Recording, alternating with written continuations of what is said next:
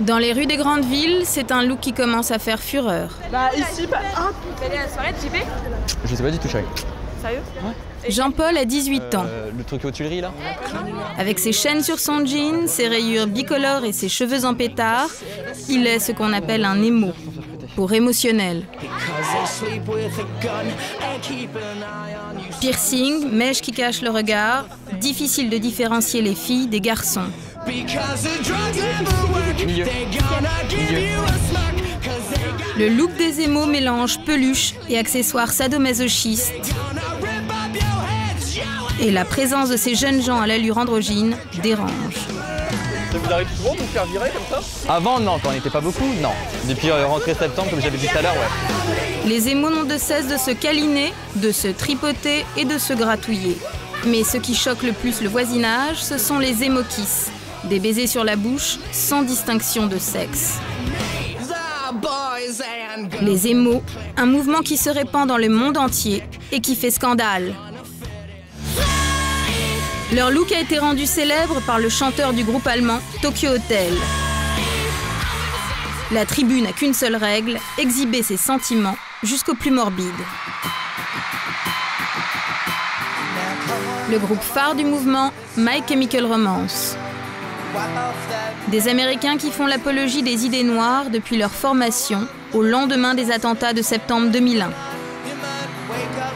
Leur tube s'appelle Mort, Sang ou encore Cancer.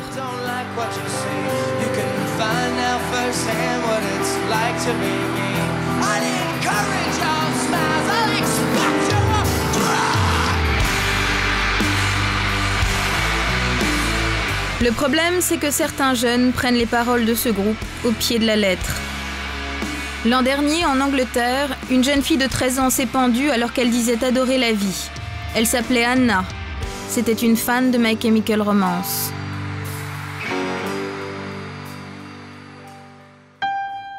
Suicidaires, dépressifs, exhibitionnistes, les émos inquiètent. À commencer par leurs parents.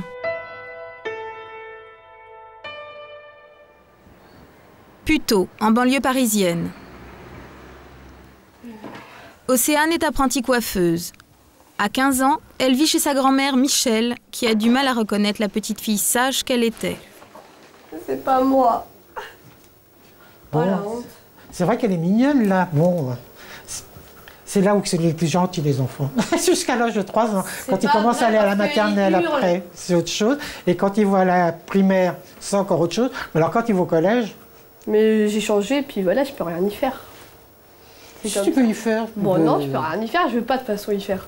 Comment? Je veux pas changer de toute façon, alors On en reparlera dans 2-3 ans, Bah crois-moi. oui, on en reparlera dans 3 ans et je n'aurai pas changé. Vous aimeriez pas être émo, vous? Ah non, pas du tout. Non, elle est belle comme elle est.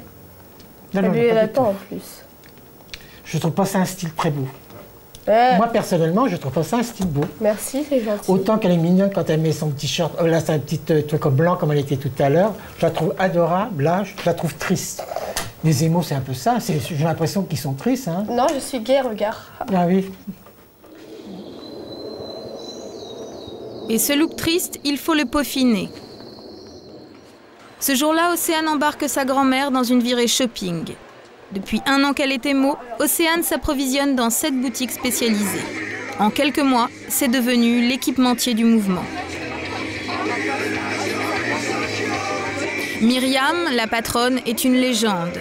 Elle a ouvert sa boutique il y a 40 ans. C'était en 1968. Ça, c'est le plus joli, voilà. Et on lance ça. Des hippies aux émos, elle a habillé toutes les tribus. Alors, ça, c'est des menottes factices. On peut les ouvrir, mais il y a une clé quand même. Elle sert à quelque chose? Il y a une clé. Ils le mettent comme ça sur leur pantalon, comme ça. Ils mettent Monsieur, ça par comme exemple, ça. madame?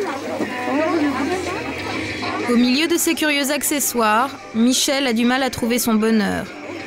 Ce que j'aime pas, c'est surtout quand il y a des têtes de mort. Ah ça, non. Ça pas de tête de mort alors que c'est le... Ah non, ça c'est un truc que j'ai horreur. Vous voyez ça par exemple? Je trouve pas ça. Ben, moi, je trouve ça très bien. Moi je trouve pas ça génial. Hein. Moi, je trouve ça génial. Qu'est-ce qui vous plaît pas là, Michel? Bah, vous trouvez ça bien?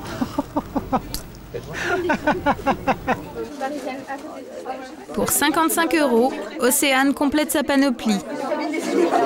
Pourquoi tu montes pas plus haut? Je vais monter plus haut, c'est comme ça. Regarde comment ça fait. Michel est loin d'être convaincu. C'est la patronne qui va la rassurer. Je trouve qu'ils sont jeunes aussi. Hein.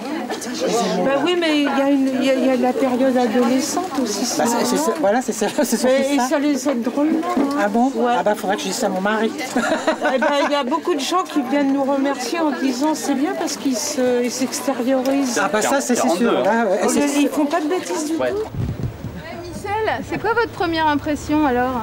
Bon, pas mal. Ça va dans l'ensemble. C'est vrai? Oui, ça va dans l'ensemble. Ça te fait plaisir, Océane? Ouais, c'est... Elle a changé d'avis? Vous avez changé d'avis? Bon oui, parce que bon, par rapport à ce que la dame, vous savez, qu'elle m'a parlé de certaines choses, automatiquement, ça m'a fait changer d'avis. Michel est soulagée. Mais ce qu'elle ignore, c'est que le mouvement émo ne se résume pas à une question de look. Pour entrer dans le mouvement, il faut se prêter à des rites initiatiques dont certains peuvent être dangereux. Ce soir, dans les jardins du Louvre, on assiste au must, un piercing à vif sans anesthésie. La jeune fille ne semble pas se douter des risques qu'elle prend. C'est pas un peu dangereux de le faire comme ça quand même? Si, c'est très dangereux, ça va s'infecter, mais bon... Et pourquoi tu le fais alors? Bah en fait pour économiser 50 €. Économiser 50 €. Tu le lui fais à combien là? 0, gratuit.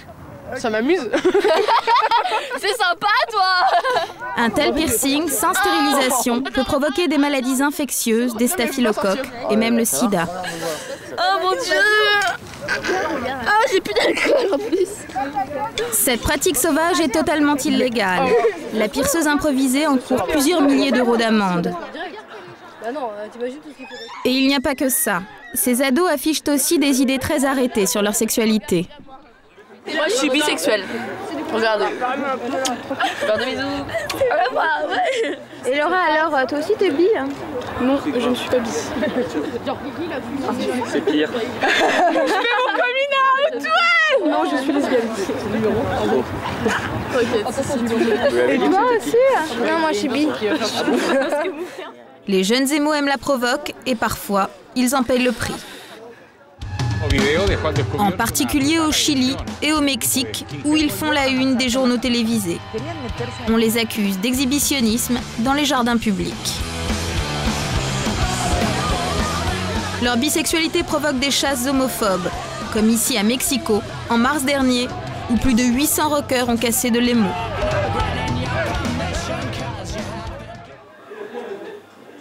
En France, on n'en est pas encore là. Mais le quotidien des émos est parfois difficile. Moi, j'aime le regard des autres. J'aime pas passer inaperçu dans la rue, là. Jean-Paul alias Jipette, 18 ans, est une star du mouvement émo. Mais c'est pas un peu quand même ce qu'on me dit? C'est pas normal? Ah si, ça je me le bouffe tous les jours. Et c'est à base de « Hé, pédé, hé, ta fiole !» Voilà.